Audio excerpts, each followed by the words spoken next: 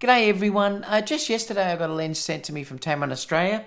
It's the 20 f2.8 and I'll show you what that looks like. So this is it. It's the 20mm f2.8, the Di3 OSD M1:2 macro. So we'll unbox it and have a look at what the lens looks like. So the boxes themselves, I mean, these are all packages exactly the same. I just did this recently and you can check that video out, was the 24 and the 35mm. Inside the box, you just have your lens cover, instructions, and then the lens itself just comes in a small pouch. So this is it here. Like I said, I haven't looked at this yet, so it'll be good to see what size this is. So this is your lens.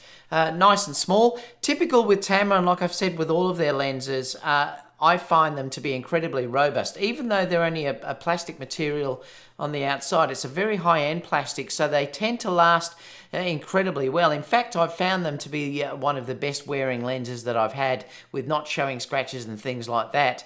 Like the Tamron 28-75 that I had, which was the first lens that I got from Tamron, still looks as good as the day I got it, and I'm amazed at that. So they are really good. The lens itself feels really nice. Like I said, it's that typical quality. It has a 67mm filter thread, which is great because everything I use is 67. Now the beauty is with that is if you have, say, the 17-28, the 28-75, or this lens, the 20mm or the 24 or the 35, even the 70-180 that's coming out, they all have the 67mm filter. So that makes it really easy, so you're not having to buy multiple filters across the whole range. And that's really good. I love the size of this. In fact, this is probably what I'm going to be using on the gimbal why I'm in the States, because I wanted something that was nice and small and fairly lightweight. So it's going to be interesting to see how it performs. Comes with this little hood that you can just screw on. And there you go. So that's the lens on. I quite like these shapes actually, because if you put an ND on, you can still manipulate the ND inside because they're not too big, which is nice as well. So what we'll do, we'll stick it onto the camera and then just have a look at how it focuses. I have noticed that all of these ones particularly, well, I haven't tried this one yet, but the 24 and also the 35 are a fraction noisy if you're dealing with video autofocus, but you only ever notice it if you put the microphone on the camera, and I never work that way because for me the microphone is always taken off, and I do that wirelessly or something like that, or even sync it later in post, so it never bothers me. It doesn't seem to affect the focus at all, so that's one of the great things. The focus is still stellar, and in fact in the recent tests that they just did, I read online on Sony Alpha Rumors and other places that they were saying the 24 and the 35mm of these lenses resolved really well for the A7R4. So you're dealing with 60 megapixels that they will resolve. And in fact, they were the recommended lenses to put on that camera as well as a few others. So it just shows how good these lenses are at a cheaper price point, which is fantastic. And again, I have heard people talking about, well, it is a fraction noisy in video. Yes, but you're not paying for a very high-ended lens here, but you're getting a high-end quality. So that's something that you have to understand. Like I said, though, I haven't tested this yet, though. I will when I go to the States on Monday. But if it's anything like the other two lenses that I have tested and put up a review, you'll see that the results are outstanding for these lenses for the cost. So let's now stick it on the camera and we'll have a look just how it focuses. So what I'm going to do, I'm going to use the A9. I'll take the G Master off.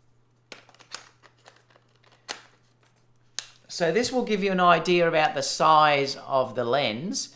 You know, it's really quite good. I'm just trying to get it away from my face because it's I've got a dark t-shirt on. It is really lovely and small, really nice and small. So it's going to be a great travel lens, and it's a nice wide lens. 20mm is a great focal length. In fact, I love my 24, but this is, you know, even wider. So it's going to be interesting to see how it performs. But it is lovely in its size, particularly for travel and weight. And it feels pretty balanced on this camera, so it doesn't feel like it's out of balance. So let me switch it on, and then we'll have a look and just see how this focuses. So what I'm going to do here, I'm going to put it onto center focus just so I can control where it's grabbing focus on.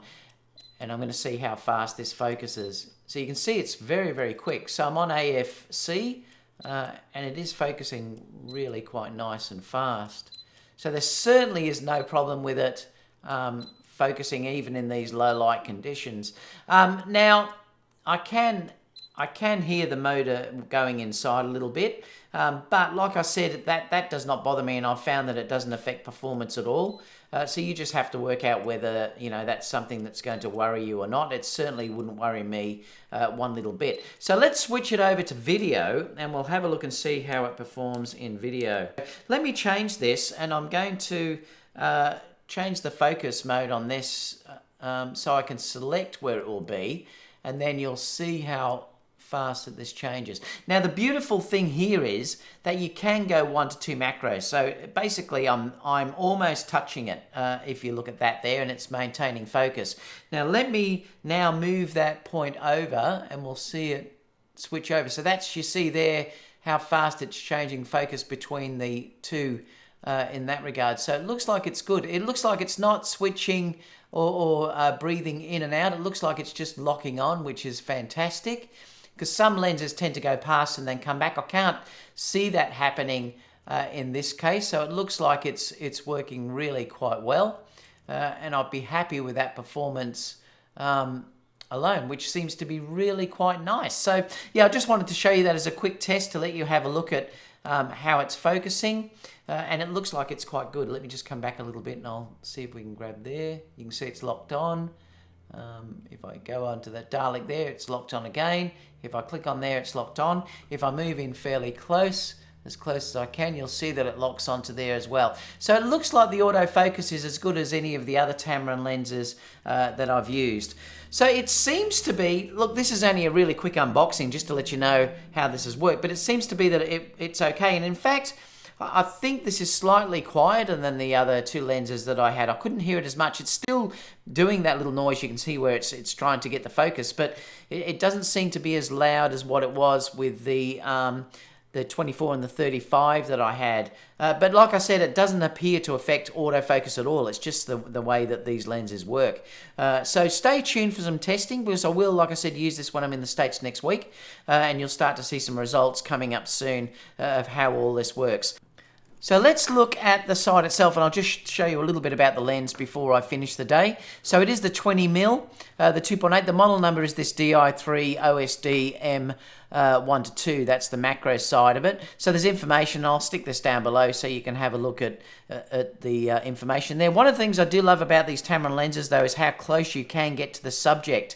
And even though a 2.8, because you're getting so close to the subject, you really do get beautiful fall off.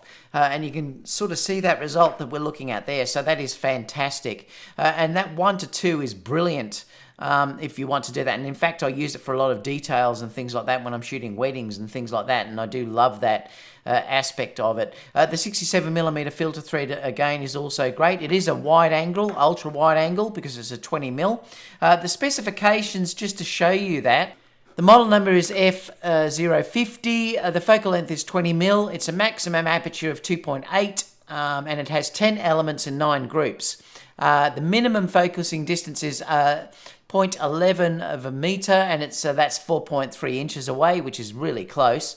And it's a 1 to 2 macro lens. The filter size is 67mm. The length is 64mm or 2.5 inches. The weight is only 220 grams or 7.8 ounces, and it's lovely and light, like it'll be a great travel camera. And the diaphragm blade is 7 circular diaphragm. The minimum aperture is f22, and obviously the maximum is 2.8. So overall, look, again, I think every time I've grabbed these, I really like them. And I think I'm not probably going to have any difference in how I feel about this one too. But like I said, I'll let you know when I review it fully in use. But this is certainly going to be one that I'm going to put on a gimbal and also use for some wide-angle landscape shoots and things like that. And I can't wait to try it. It also would be a pretty good vlogging camera lens as well. So that could be another thing, like putting it onto an A6400, or even if you use these and you hold it away, you're going to have a decent distance away from the camera to you. So yeah, let me know what you think. If you have any questions about this, or if you'd like me to test anything, leave them in the comment box down below, and I'll see you all soon for the next video. Bye for now.